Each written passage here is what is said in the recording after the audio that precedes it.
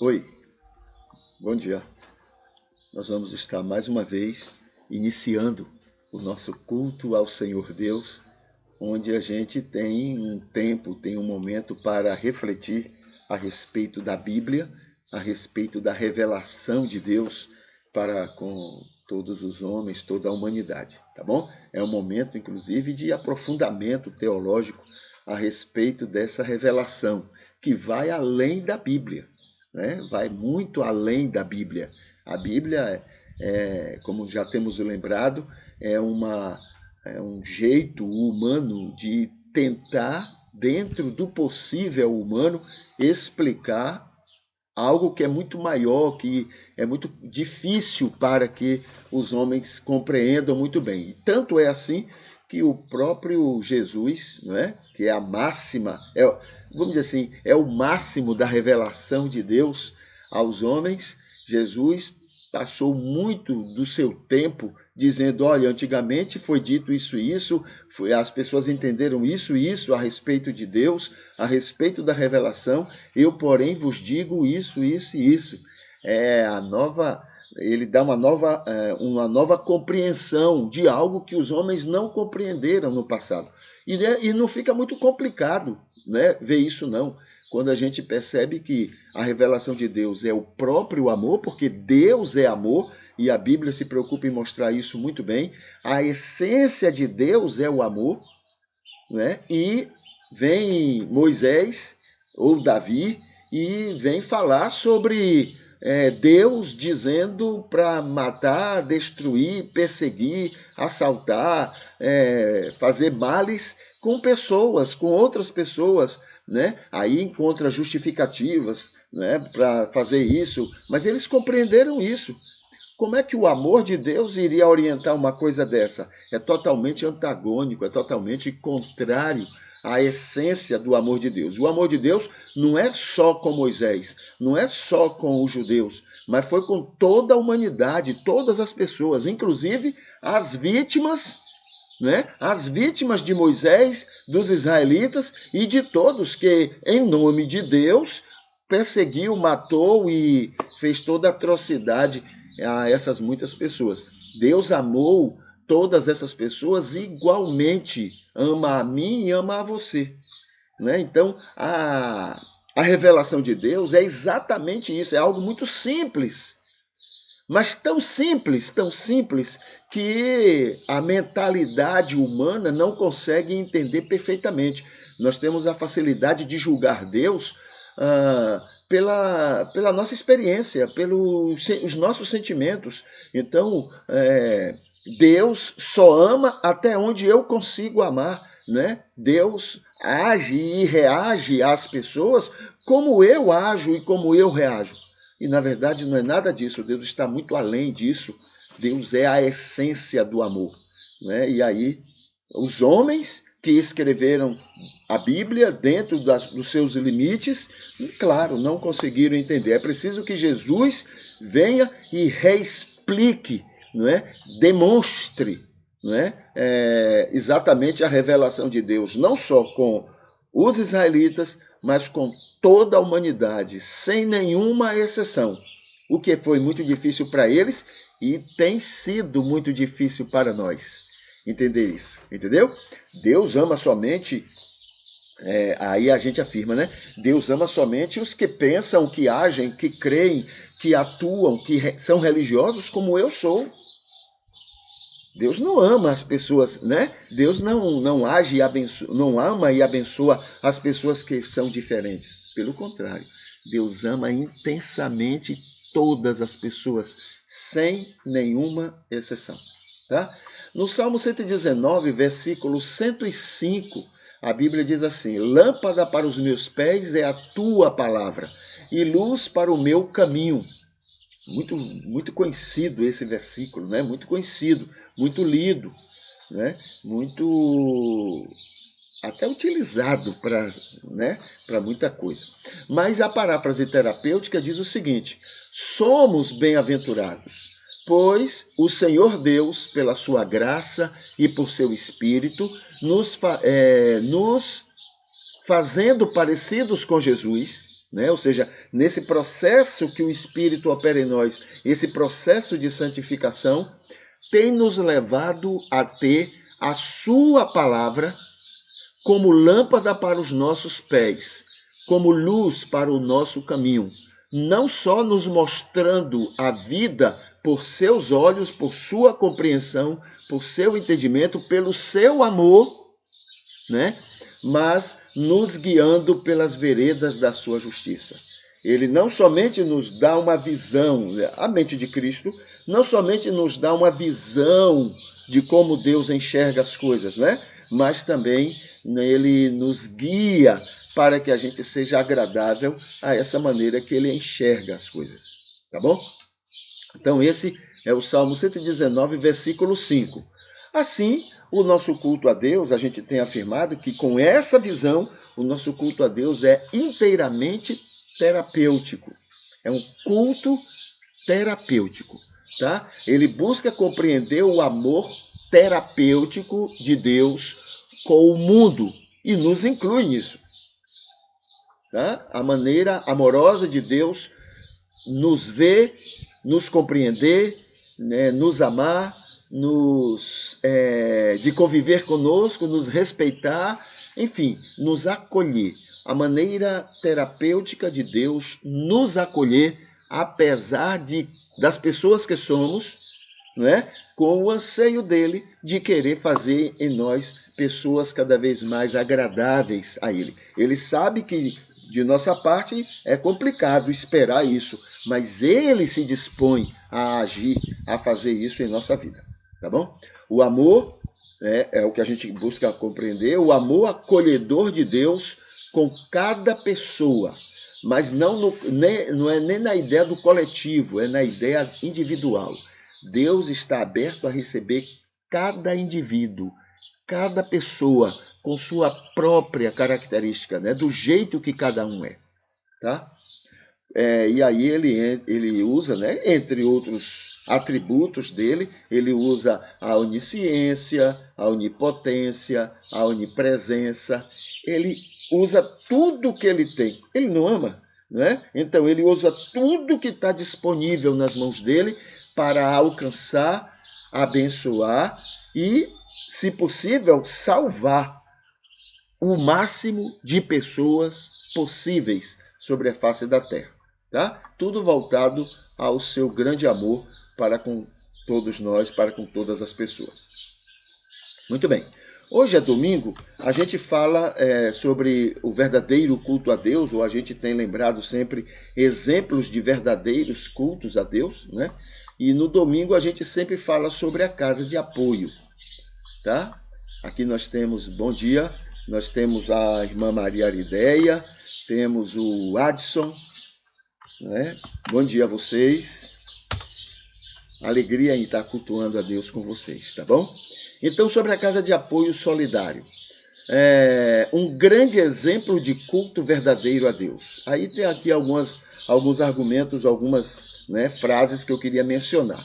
Para cumprir a sua função social, né, dificuldades financeiras são enfrentadas, e como são, né, é impressionante como as dificuldades não desanimam, né, as pessoas que estão à frente. É impressionante, é algo mesmo da parte de Deus, né? As dificuldades surgem, mas marcham-se, né? Temos pessoas que precisamos ter aquela verba para poder passar para elas e elas de alguma forma aguardam. Tem casos até de pessoas que até buscam solução para, né, o que a casa de apoio está devendo a elas. É interessante, é algo mesmo de Deus, entendeu? É uma grande obra da parte de Deus. Também adversidades variadas são vencidas, muitas adversidades, já tiveram mais, né? Hoje tem, mas são bem menos, mas adversidades foram vencidas, adversidades grandes, dificuldades, coisas que normalmente qualquer um de nós teríamos voltado atrás, desistido, né? Eu, por exemplo, eu assisti situações, né, que eu teria desistido. Eu teria, mas não. Estava tão arraigado no coração, né, de pessoas essa obra de Deus, que mesmo com todas aquelas dificuldades, as pessoas marchavam, as pessoas iam em frente, as pessoas estavam ali lutando para que aquela obra pudesse se concretizar. É algo também que me deixa fascinado, tá, entende? Com esta obra, com esse ministério. Limitações de muitas ordens são superadas. Muitas limitações, né? Nós temos limitações na própria economia do país, nós temos limitações na vida das pessoas, nós temos limitações na vida daqueles que estão à frente, que fazem parte do corpo, da direção, né? Para que tudo aconteça. Muitas limitações, mas ainda assim a casa de apoio está ali, aberta, pronta, né? Sempre há muitos telefonemas das assistentes sociais avisando, olha, tem mais uma pessoa que precisa dormir aí, que precisa passar um tempo aí, precisa passar 2, 3, 4, 5 dias aí, precisa ser alimentado aí, precisa dormir, precisa de descanso. Sempre tem, né? Sempre, é uma casa sempre aberta para receber. E claro que, como a gente não precisa, a gente nem conhece, mas para aquelas pessoas que estão acompanhando seus enfermos, e essas pessoas estão indo para o hospital, né? E precisam acompanhar esses enfermos, é um céu na terra, no lugar onde eles não têm parentes. É um céu. Muitas pessoas têm sido abençoadas dessa forma. Então, casa de apoio é o exemplo que a gente lembra aqui de verdadeiro culto a Deus. Não é blá, blá, blá, né? Lembrando a Greta e aquilo que ela mencionou sobre essa COP que está aí. Aquilo não vai dar em nada, como também as reuniões anteriores não deu em nada. Por quê? Porque os verdadeiros responsáveis não são os governantes. Os verdadeiros responsáveis é a ganância do capitalismo, é a ganância dos empresários. Quem tem que fazer aquilo ali são os empresários. Ah, mas os governos que fazem leis. Quem sustenta os governos são eles, com o dinheiro deles. Quem faz a campanha deles, quem bota eles no governo, quem tira eles do governo, quem paga caro. A JBS, não é, aqui do Brasil, ela pagou fortuna pelo golpe que aconteceu anteriormente aí. São eles que mandam. Quem tem que fazer a COP, essas reuniões para, né, cuidar do clima, tem que ser entre os empresários, porque são eles que mandam, são eles que pagam. Eles compram juízes, eles compram governos, eles compram deputados e senadores, eles compram tudo, eles compram a ONU. A ONU em nenhum momento falou de empresário ali. A ONU está lá brigando com os governos. Daqui a 4 anos, esses governos, nenhum deles está no poder. Não vai dar em nada aquilo, como não deu outras vezes. Então é blá, blá, blá. Entende? Então a mesma coisa aqui, em vez da gente ficar no blá, blá, blá, Senhor, eu te amo, Senhor, minha vida é tua, não. Ali tem, entre outras entidades que estão sendo usadas por Deus para abençoar pessoas, está lá a casa de apoio solidário, né? Voltada, interessada em ser bênção na vida de pessoas que Deus ama e que Deus quer o melhor para elas também. Tá bom? Então, esse é um grande exemplo. E lembrando, o PS CAPES, né, que é responsável pela Casa de Apoio, tem outros projetos. E entre outros projetos está também a atenção espiritual às pessoas. Né? Então já tem acontecido encontros de oração, onde as pessoas, de maneira terapêutica, né? Elas colocam suas necessidades, umas oram pelas outras, e a gente vai confiando, descansando, e aquilo, além de alimentar na confiança em Deus, também ajuda no desenvolvimento emocional de cada uma dessas pessoas. Tá bom? Muito bem, falando sobre a ceia do Senhor. Hoje é o primeiro dia da semana, tá? E a igreja primitiva, né? A igreja primitiva planejou, quis que o primeiro dia da semana fosse o dia de celebração da ceia, tá? O texto bíblico mostra que houve o interesse, né, de que no primeiro dia da semana, quando se encontrassem, né, para a celebração da ceia, então eles pudessem fazer algumas atividades que orientadas no texto bíblico. Então, a igreja primitiva decidiu isso. É importante o dia? Não, não é importante, porque, na verdade, a ceia, né, que Jesus celebrou e que disse que deveria ser mantida pela igreja, ocorreu na sexta-feira, não, na quinta-feira à noite.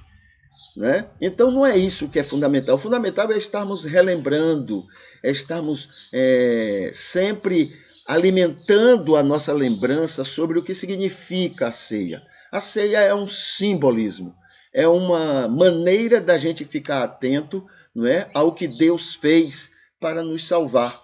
Então, a ceia, nós vamos ter aqui o pão. O pão vai nos lembrar que Deus nos amou de tal maneira que veio pessoalmente, encarnou-se, tornou-se homem. Ele poderia ter vindo de outras maneiras?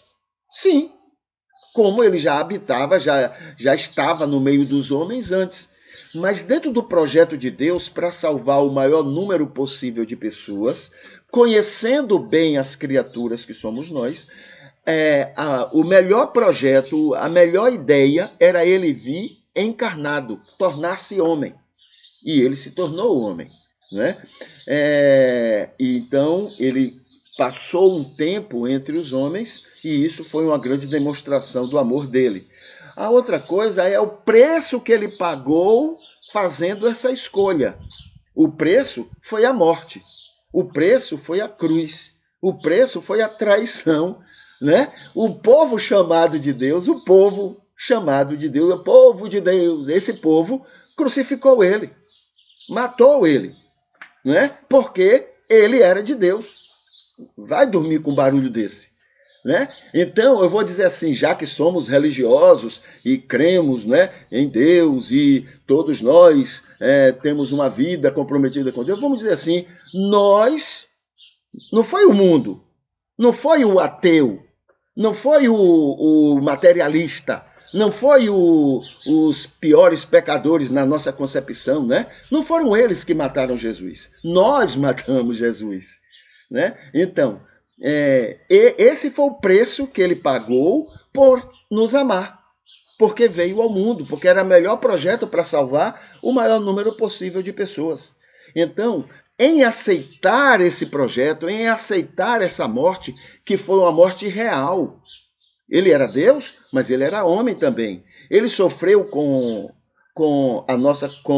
em receber nele os nossos pecados, sim, mas ele sofreu também como homem por ele ter vindo ao mundo e ter assumido o nosso lugar. Né? Então a ceia nos lembra tudo isso. Tá? O vinho nos lembra essa morte que nós cometemos. Não temos que ter a ideia de que não, Deus planejou que ele teria que vir ao mundo morrer na cruz. Não. O preço foi ele ter aceito a melhor ideia de vir ao mundo. E ele sabia que ao vir ao mundo, ele seria morto por gente igual a nós. E ele assumiu, ele quis, ele aceitou, por amor. Entende? Então, A celebração da ceia lembra, né? Quem é Deus, quem somos nós. O que Deus é capaz de fazer, o que nós somos capazes de fazer, né? Mas ele veio e nos amou a si mesmo, a ponto de assumir o preço de ter vindo ao mundo e de ter nos amado, tá bom? Então, esse é o recado da ceia. Quando a gente come o pão, quando a gente toma o vinho, quando a gente tem aquele momento de parar tudo para lembrar sobre isso, é exatamente esse o recado que estamos vivendo, não é? É o recado que Jesus quer que a gente sempre esteja relembrando até que ele volte, como diz o texto, até que ele venha de novo, não é? E quando é que ele vem de novo? Bom, tem gente que está esperando aí daqui a 1 ano, ou 10 anos, ou 20 anos, ou 50 anos, não é? Mas pelo ladrão da cruz, pela experiência dele e Jesus, a gente então crê que quando a gente morre, aí a gente encontra com Jesus. Tá bom? Vamos aqui para conversar sobre o texto bíblico. Nós estamos em João, no capítulo 4. Tá? João 4. Deixa eu ver se pegou aqui. Pegou.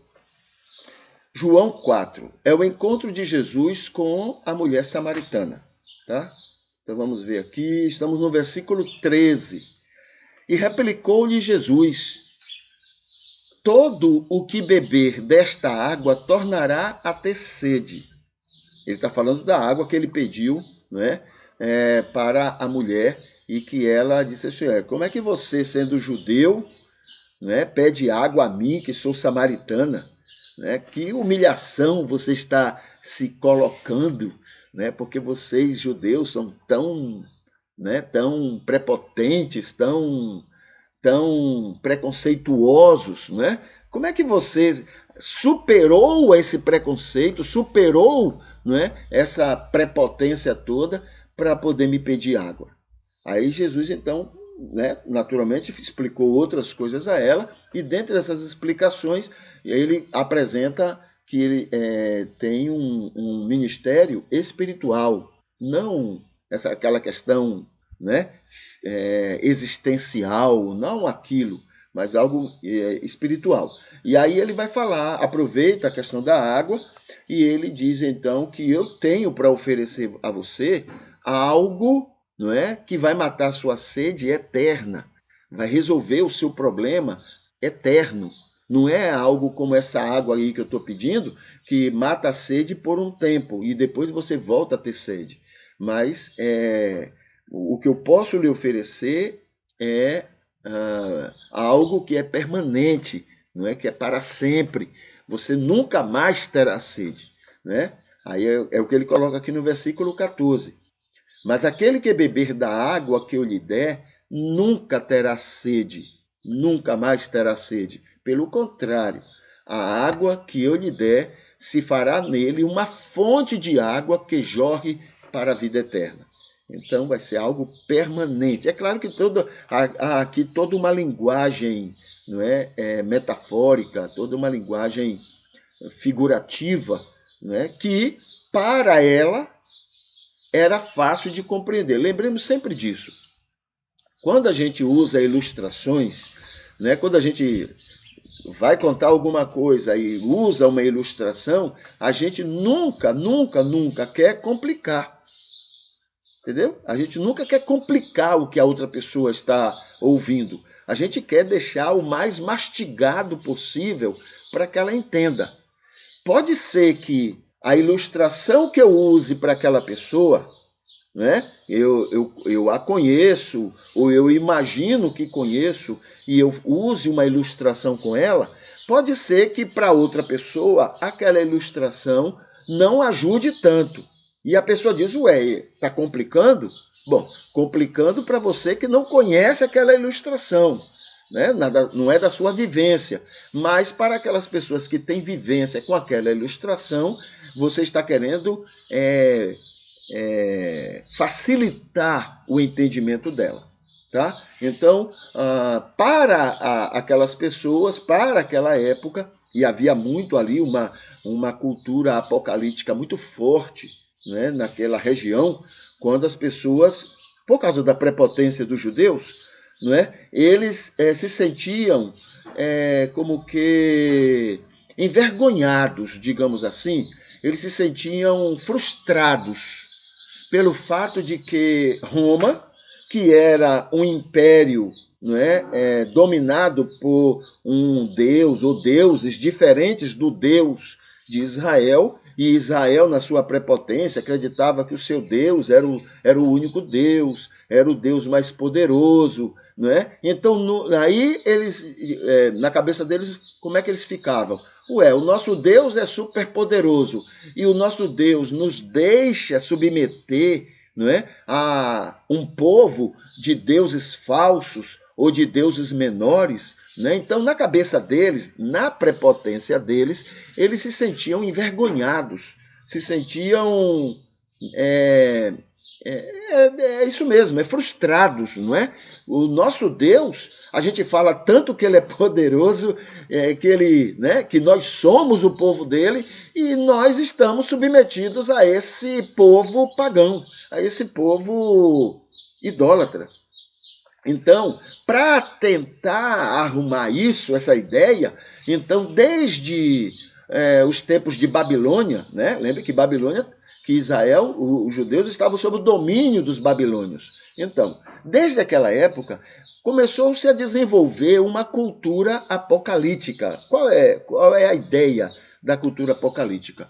Deus está anotando tudo que entre aspas, que o povo dele está sofrendo, está anotando tudo, está aguentando tudo, mas vai chegar um momento que ele vai mandar um líder, não é, para aquele povo dele, e aquele líder vai levantar aquele povo contra os inimigos, né, e aí vai massacrar os inimigos.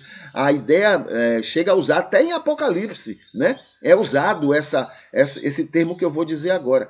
Era próprio da ideia apocalíptica. Vingança. Deus iria se vingar daqueles povos que estavam dominando o seu povo, né? Então, essa era a ideia macabra, né, dos judeus na sua prepotência. Deus, né, está anotando tudo, mas nós vamos nos libertar e nós vamos subjugar todos os inimigos. Aí vai haver o Armagedon, vai haver todas aquelas guerras, aquelas lutas, mas nós, né, liderados pelo homem que Deus vai enviar, pelo Filho do Homem, né, nós vamos ser vitoriosos. E essa era a cabeça deles.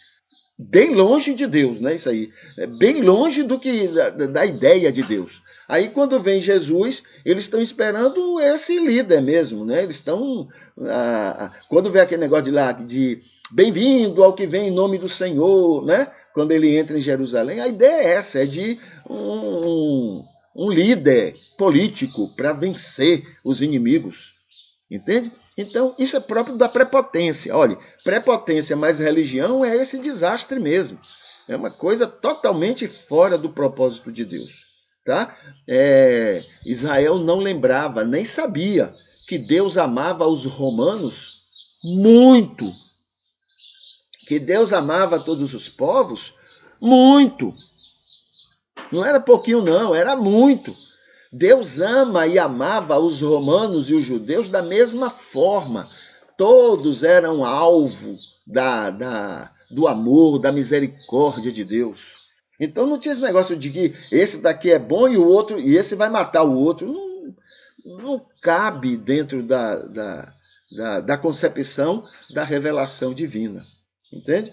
Então, tudo isso para mostrar, não é, essa ideia aqui, porque que essa maneira de Jesus explicar essa questão da água, né, pode ser que para a gente seja complicado, mas para que Jesus usou essa coisa? Ele podia ter falado lá, olha, eu vim para salvar, eu sou o Salvador, né? E a salvação que eu posso dar para você é uma salvação que vai lhe deixar certa, né? Confiante, com toda a fé possível em relação a Deus. Podia ter dito isso, mas na sua experiência, na sua maturidade, essa seria a melhor maneira. Mas na experiência dela, na maturidade dela, essa foi a melhor maneira que Jesus entendeu. Tá bom? Isso não está longe da gente, não. Eu estou explicando isso aqui dessa maneira para você. Daqui a 200 anos, né, se esse vídeo estiver daqui a 200 anos aí nas redes sociais, as pessoas vão ter dificuldade também de entender, porque tem um linguajar próprio meu, uma maneira de explicar, né, que para eles já vai ser complicado para eles entenderem. Entendeu? Isso é normal, é assim que acontece, né, essas coisas. Muito bem, vamos aqui agora para, Sim, hinos que a gente canta. Vamos analisar. Nós estamos analisando, desde a semana passada, estamos analisando o hino de número 2. Irmã Valdenice Lisboa, bom dia. Bom dia.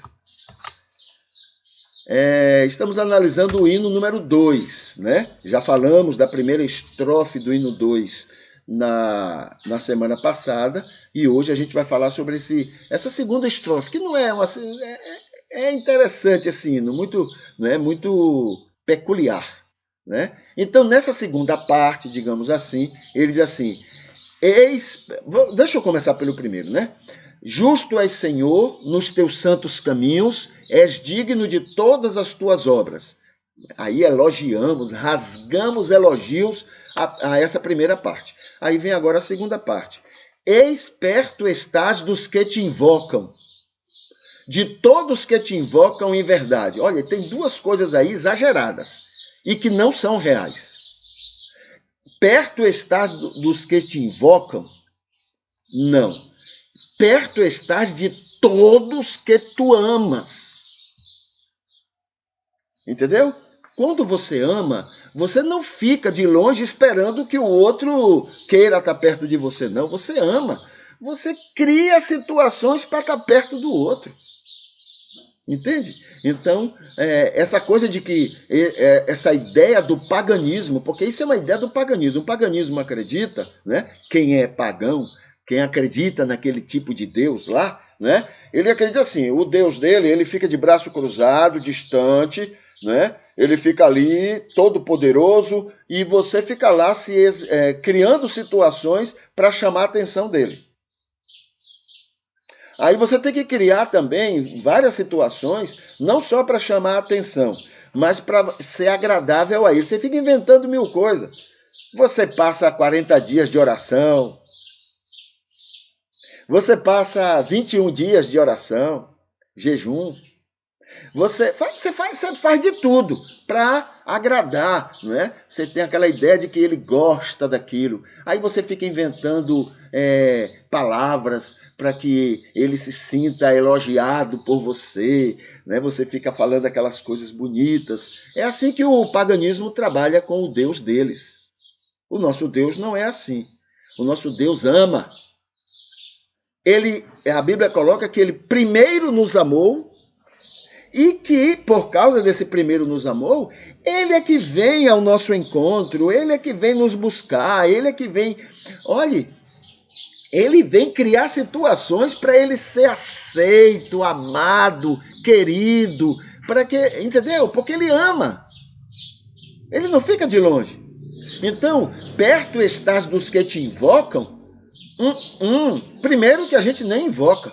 A Bíblia coloca em Romanos capítulo 3, não há quem busque, não há ninguém que entenda, não há ninguém que seja justo. Ora, então quem invoca? Então ele está longe. Entende? Então não é correto isso que a gente canta. Perto estás dos que te invocam? Não.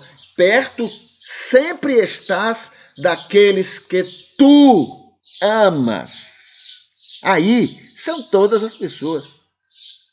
Todo mundo sem nenhuma exceção. Né? De todos que te invocam em verdade. Olha aqui que coisa absurda. Já não invocamos. E aqueles que invocam em verdade a Deus. né? O pouco que a gente é e que a gente faz, né, em relação a Deus, o pouco, não é mérito nosso, não é por causa do nosso esforço, mas é por causa da obra do Espírito na vida da gente. É mérito dele.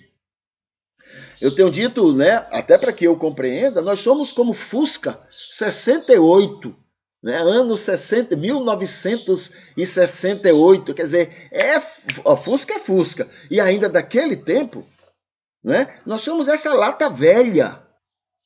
E ele, um possante, né, motorista, e ele tira o máximo possível da gente. Então o mérito é dele, não é da lata velha, é mérito dele. Entende? Então, o pouco que a gente é, o pouco que a gente faz, né? Que é pouco demais. É mérito dele, não é mérito nosso, tá? Perto estás, Senhor, de todos que tu amas. Não é perto de mim, não. É perto de todos que tu amas. E amas a todos, sem nenhuma exceção. Tá? Então, esse hino, a primeira parte é maravilhosa, a primeira parte. Mas a segunda é uma tremenda vergonha. É a cara da gente. Né? Na nossa prepotência, na nossa vaidade, na nossa soberba religiosa, é a nossa cara, esse texto aí. A gente canta, eis perto está dos que te invocam, achando que a gente é um deles. Só que não há nenhum deles, nenhum que faz isso. Né? Mas a gente se acha um deles, que te invocam em verdade. É lamentável. São textos como esse, são hinos como este, que deixam a gente ainda mais com essa doença prepotente, maligna, né? Que atrapalha o nosso conhecer do verdadeiro amor, do conteúdo real do amor de Deus para com o ser humano. E isso nos inclui, né? Como aos seres humanos, e nós somos, né? Estamos nessa lista, graças a Deus. Eu tenho louvado muito a Deus porque Ele não me ama, porque eu já entendi que Ele não me ama mais do que ama qualquer outra pessoa sobre a face da terra. E olhe que Ele me ama muito, muito. É exagerado o amor de Deus comigo, mas não é mais do que o que Ele ama qualquer outra pessoa sobre a face da terra. Tá bom? Louvo muito a Deus. Isso tem me ajudado muito, né? Até no meu relacionamento comigo mesmo, no meu relacionamento com Ele e no meu relacionamento com as pessoas, a maneira como eu enxergo. Ainda tenho muito preconceito? Tenho muito preconceito. Eu ainda sou muito prepotente? Sou, ainda tenho muita prepotência. Muita. Eu sou doente ainda, muito doente. Mas eu já consigo enxergar isso. Essa misericórdia de Deus, essa paciência de Deus comigo e com todas as pessoas, tá? Sobre Bíblia, né? Alguns itens que nos ajudam ou devem nos ajudar a compreender sobre a palavra de Deus, ok? Falamos a semana passada no que antigamente era assim, Bíblia, única palavra direta de Deus. Aí colocamos a palavra no cristianismo. No cristianismo, Bíblia é a única palavra direta de Deus após Jesus. Tá? Hebreus 1, de 1 a 2. Por que no cristianismo? Porque a Bíblia coloca, Jesus menciona, que ele tem outras ovelhas fora, né, desse aprisco. Então, confiado, né, nessa maravilha dessa palavra de Jesus, confiado nisso, então pode ser que em outros apriscos a Bíblia não seja, né, a única palavra de Deus. Pode ser que no aprisco lá exista outros livros, né, que sejam inspirados também e usados por Deus para abençoar pessoas. Dentro desse espírito a respeito da Bíblia, aí tem agora aqui o seguinte: pois ela testifica sobre o Emanuel, o Deus conosco, João 5,39. Ela testifica, não é, a vinda e a permanência de Jesus entre nós. tá bom? É interessante isso porque, em linhas gerais, só o judaísmo não reconhece Jesus como sendo da parte de Deus para liderar digamos, um aprisco, um rebanho. Só o judaísmo, todas as outras religiões, em linhas gerais, creem que Jesus foi uma maneira de Deus demonstrar a sua misericórdia e o seu amor. Algumas até acreditam que Jesus seja uma manifestação do próprio Deus, que seja o próprio Deus. Outras acreditam que Jesus não era o próprio Deus, mas foi uma maneira que Deus usou para abençoar, para manifestar-se ao mundo e principalmente ao cristianismo, tá? Em linhas gerais. Agora, o judaísmo é a única religião, né? Em linhas gerais, é a única religião que não aceita, não concorda. Por quê? Por causa dessa prepotência, né? A prepotência impede deles entenderem alguma coisa a respeito de Jesus, tá? A maneira que eles creem, como eles creem, eles não conseguem sair daquilo. Então, foi isso, inclusive, que impediu eles de reconhecerem Jesus naquela época, e é isso que tem impedido eles de reconhecerem Jesus mesmo depois daquela época, tá bom? Nem profeta Jesus era para eles. Era ou é. Nem profeta, tá? Nem enviado de Deus, nada, tá bom? Então, é isso. Aí diz assim, pois ela testifica, a Bíblia, para o cristianismo, ela testifica sobre o Emanuel, Deus conosco, tá? A Bíblia toda é entendido que ela toda aponta para Jesus, tá? Aponta para Jesus. E Jesus, tanto no Antigo Testamento quanto no Novo, apontam, né, para Jesus Cristo, tá? Outra coisa, pois ele foi a última e máxima revelação direta de Deus aos homens. Bom, aí agora a gente vai fazer um parêntese aqui. Pois ela foi a última e máxima. Bom, se a gente tratar isso em relação ao cristianismo, aí a gente estaria, né, concordando. Então, quando a gente coloca aqui, pois ela foi a última e máxima revelação direta de Deus aos cristãos, aí tem mais a ver, tá bom? Tudo isso respeitando, né, o que ele falou, considerando o que ele falou, né, que ele tinha outras ovelhas, outros apriscos fora. O que não era novidade, porque, por exemplo, no Antigo Testamento, Deus se manifestou aos judeus. Não foi? A gente tem, então, os textos do Antigo Testamento. Mas ele também se manifestou a outras religiões, né? Aí temos como exemplo o caso de Melquisedeque, que a gente tem lembrado sempre. A gente tem o caso da religião de Balaão. A Bíblia diz que Deus, através do anjo, falou diretamente com Balaão, né? A gente tem o caso, por exemplo, de Jó, né? Apesar que Jó não é um livro histórico, mas é um livro poético, reconhecido, né, originalmente como poético, ou seja, é um livro do tipo assim parabólico, né? Como se fosse uma parábola sendo contada, né? Onde não há nenhuma menção que Jó fosse judeu, mas Jó era um homem temente a Deus, a Bíblia coloca. Então, do mesmo jeito que no Antigo Testamento Deus falou a toda a humanidade, não é? E muitas religiões, não é? Eram ligadas a Deus, inclusive o judaísmo, no Novo Testamento outras religiões também foram, né, ligadas a Deus a partir dessa revelação que continua sendo para toda a humanidade, porque Deus quer salvar todos. Deus não quer salvar alguns, quer salvar todos. E ele abre isso para toda a humanidade.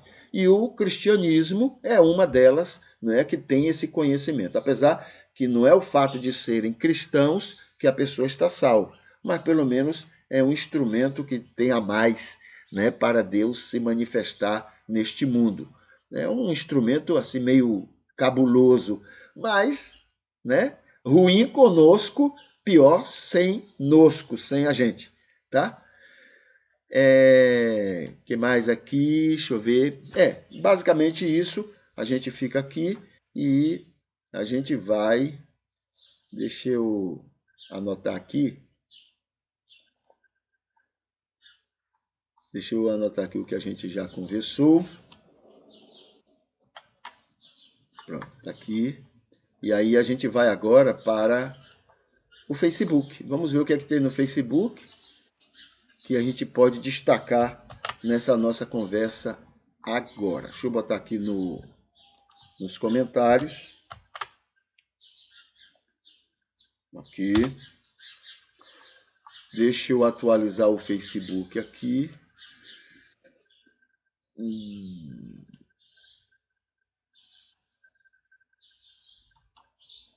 Está atualizado. Deixa eu colocar aqui na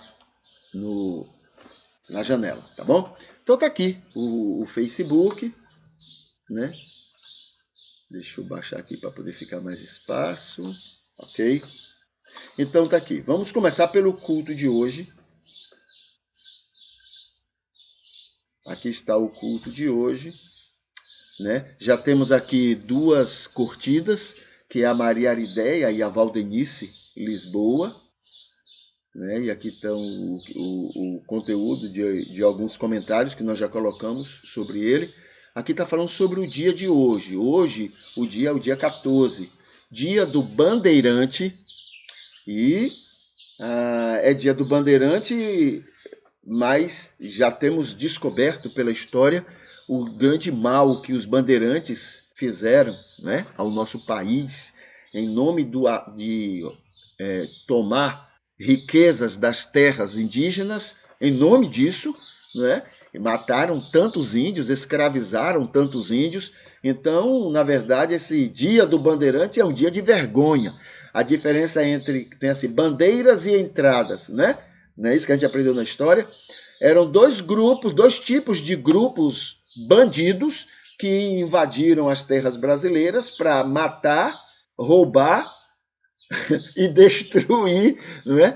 a cultura que existia no nosso país, tá bom? E tudo em nome de Jesus, viu? Tudo em nome de Jesus. Eram cristãos, né, que entraram para fazer isso. Então, os índios sofreram na pele desses bandeirantes. Então, na verdade, o dia de hoje é um dia de vergonha, né? Dia do bandeirante, dia de vergonha, né? Nós, né? Eles cometeram crime em nosso nome, em nosso lugar. E a gente, às vezes, fica aplaudindo essas bandidagens que já foram feitas na história, né? Contra índios, contra brasileiros verdadeiros, contra... né? Muito bem. E dia da verdura alimentar. Dia nacional da alfabetização e dos alfabetizadores. Dia mundial da atenção, cuidados e combate do diabetes. E da lembrança e aversão aos inimigos da paz e bem da humanidade. Né? Os inimigos. Quem são os inimigos da paz e do bem da humanidade? Todos que alimentam e vivem do amor, usando o que a Bíblia fala, né? O amor ao dinheiro, o amor à riqueza é a causa de todos os males. Está lembrado disso? Então, combate, dia da lembrança e aversão aos inimigos da paz e bem da humanidade. Né? Então são todos agarrados a esse mal que é o amor ao dinheiro, essa paixão pelo capital, tá bom? Dia Internacional da Qualidade e do facilitar o acesso aos progressos a todos sem distinção, né? Que os progressos né, estejam disponíveis a todos, todas as pessoas, e não somente para alguns, né, não somente para alguns, tá? Hoje é o dia de estarmos pensando nisso. Aqui temos a entrevista que tivemos ontem com o Adson a respeito de família. Está aqui o vídeo, né? Aqui tem um vídeo também, estudo sobre Jesus, né? O terceiro ano do ministério de Jesus, referente ao penúltimo mês daquele terceiro ano. O outro vídeo aqui, o segundo ano do ministério, os meses de novembro a fevereiro do segundo ano do ministério de Jesus. E outro vídeo é o estudo sobre preparações ao ministério.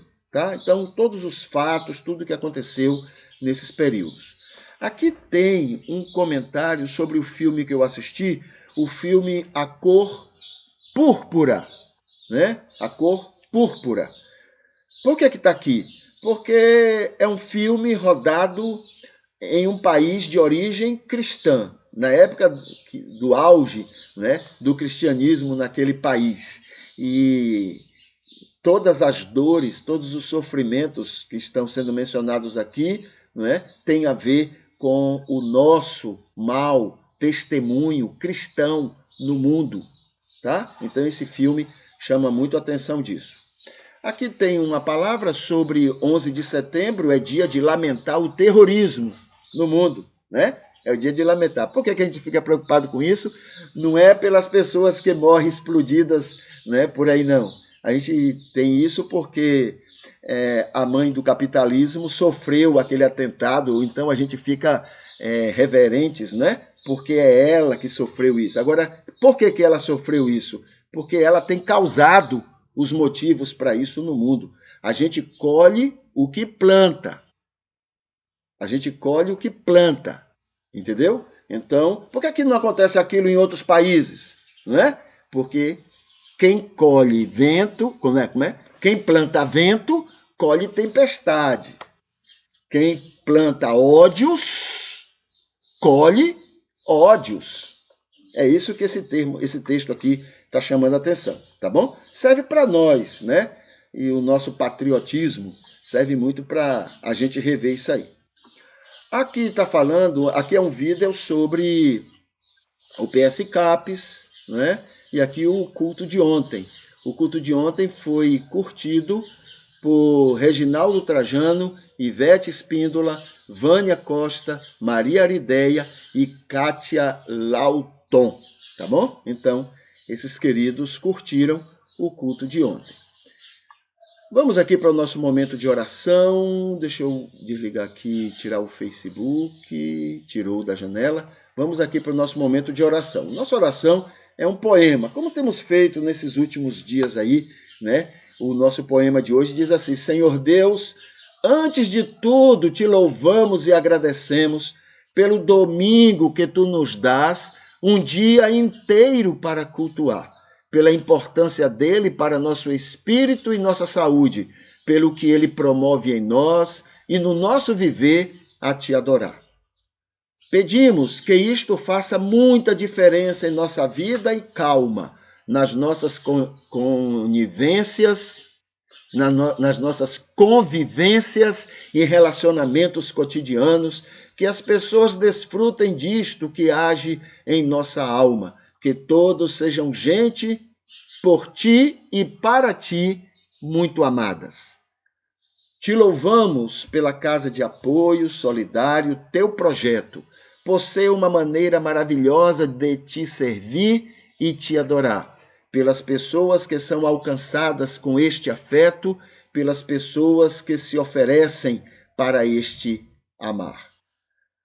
Te agradecemos pelos aniversariantes de hoje, imploramos por conforto aos enfermos, teus amados, e te exaltamos por este culto e pelos que assistirem ele, pelos que se oferecem para amigos e sustento dele. Em nome de Jesus, te pedimos, agradecemos e louvamos, confiados somente no nome que Jesus Cristo tem. Ele que é teu Filho, nosso Senhor e Salvador, para sempre, em toda a eternidade. Amém. Então essa é a nossa oração para este momento. E os lembretes que temos aqui é que 10h30 a gente vai ter o nosso pós-culto aqui, quando vamos gravar alguns comentários dos assuntos que vamos tratar. Na descrição deste vídeo, você tem aí o link 10, 11 e 12, que nos fala sobre a casa de apoio. E o link 3 nos fala sobre vida aos estudos que nós recomendamos, tá bom? E amanhã a gente vai falar sobre, no culto matutino, a gente vai falar sobre líderes espirituais, né? Vamos falar o que a Bíblia nos fala a esse respeito. E hoje é um ótimo dia para você repensar sua vida com Deus, tá? E na sua rede social, divulgue que só o Espírito de Deus é quem convence, converte e santifica, tá? Só Ele, mais ninguém e mais nada. E a gente vai colocar aqui uma musiquinha que a gente está encerrando e a gente vai se despedindo. Que o Senhor Deus continue lhe abençoando nesse dia, tá bom? Até mais.